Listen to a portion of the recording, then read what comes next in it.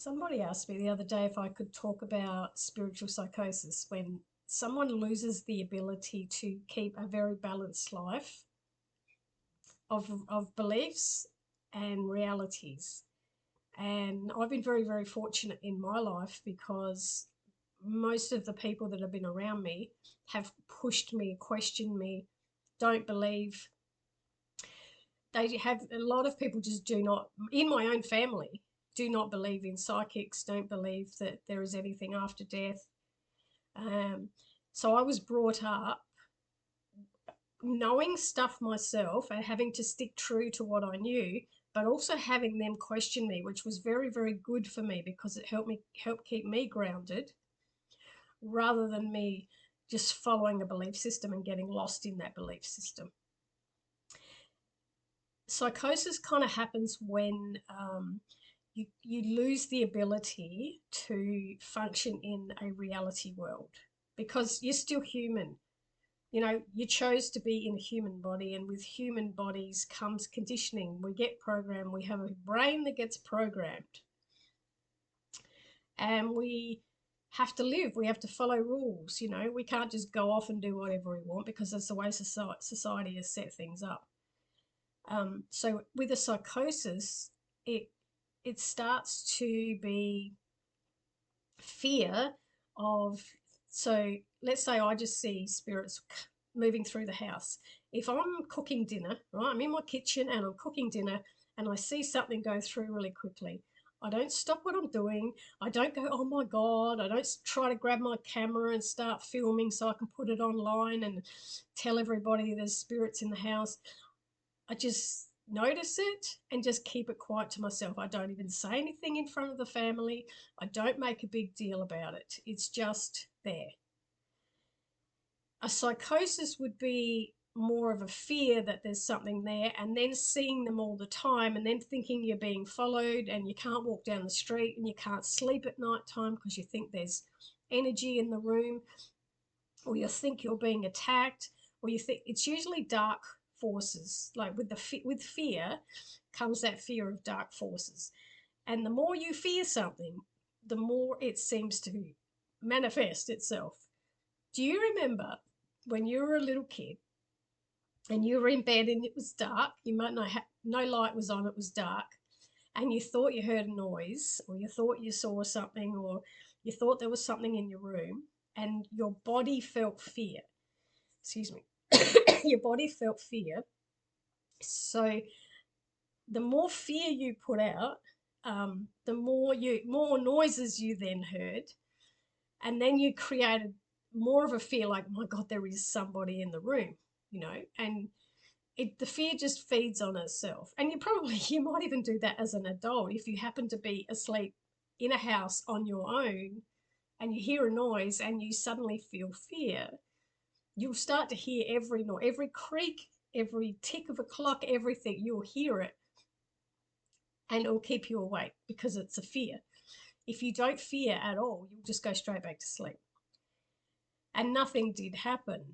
So psychosis kind of feeds on the fear. And you start to believe stuff that has no rational thinking. So if someone asked you logically, how could that happen? You can't explain it. And you lose the ability to be open-minded as well. You get stuck in this belief, and nobody can talk you out of that belief. Like that's it.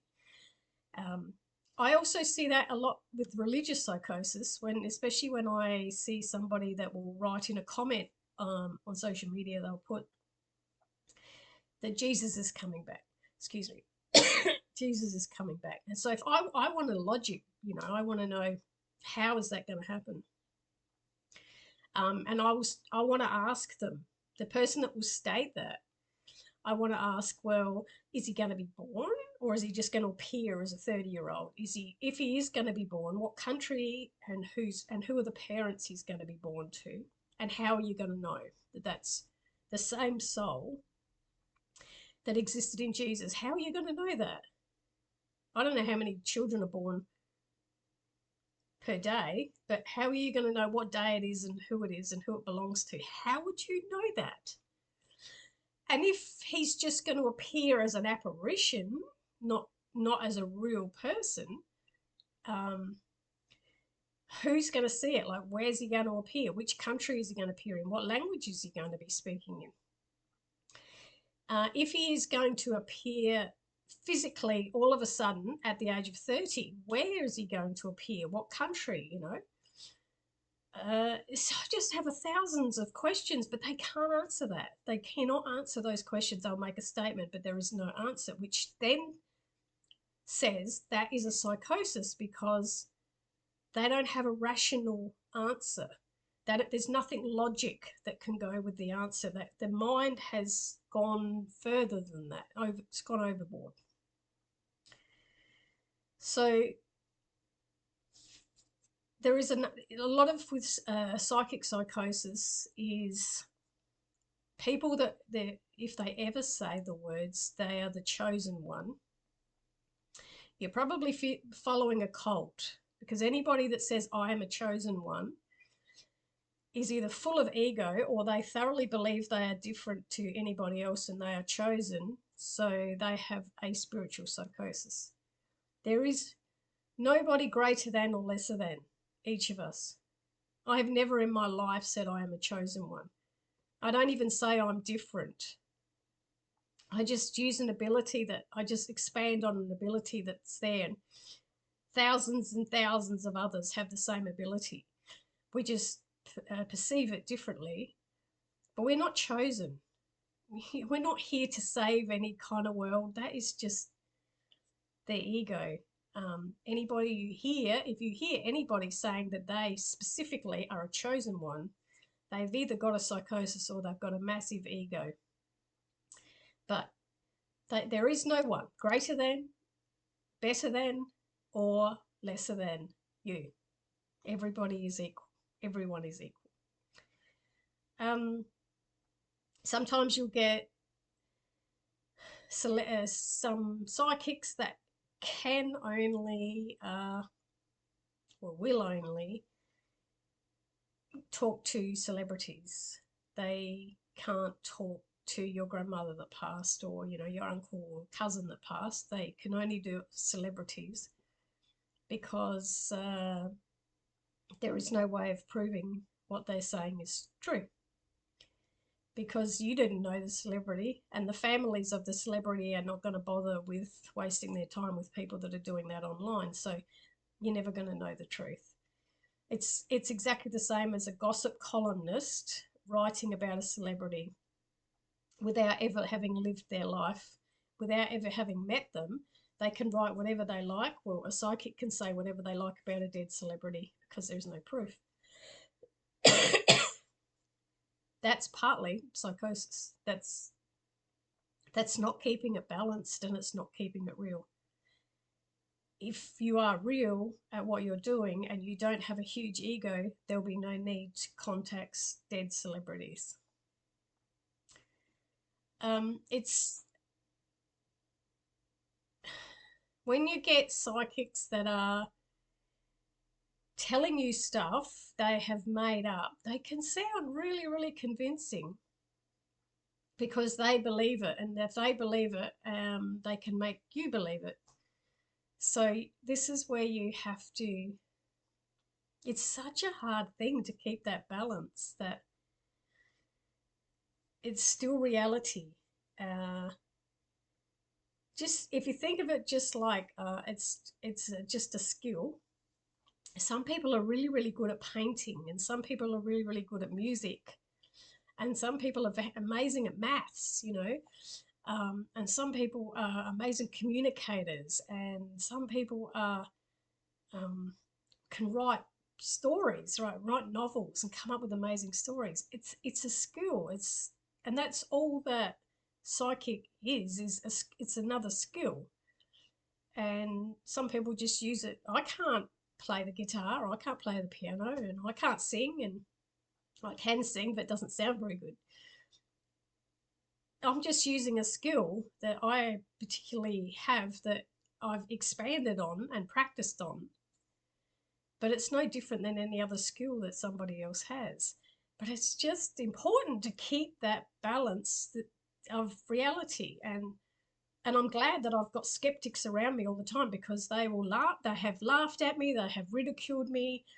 They've said that can't be possible, and I have stuck on this path. They never got me off the path. I stuck on the path, but it's just my path for this lifetime. So, yeah. I don't know, there's not much else you can say about it. My mind was just going to go blank then. There's not much else you can say about it other than the ones that I have seen in this industry over the years. I've seen people come and go. I've seen people have psychosis and get so confused in their mind that they think they're being followed all the time by spirits. They can't live a normal life. They can't sleep anymore. They have fear all the time. It's gone too far. Just living a normal life, doing the stuff you do, go get your groceries, go to a doctor's appointment, go out for coffee with a friend. You can still live a very, very normal life and still see spirit energy, and still, when you're sitting with somebody else, you can feel their energy, but it doesn't mean it controls your life. You just find that balance. You just say, look, I once went for a parent-teacher interview with one of my sons, and I was sitting there listening to the teacher talking, and the whole time he's talking, I can feel a spirit next to him communicating with me, and in my mind, all I did was, not now. I just set back that telepathy back to that energy, not now. It's not the right time. It's not the right place. I wasn't there for any other thing but concern for my son, and it was a career choice on where he was going.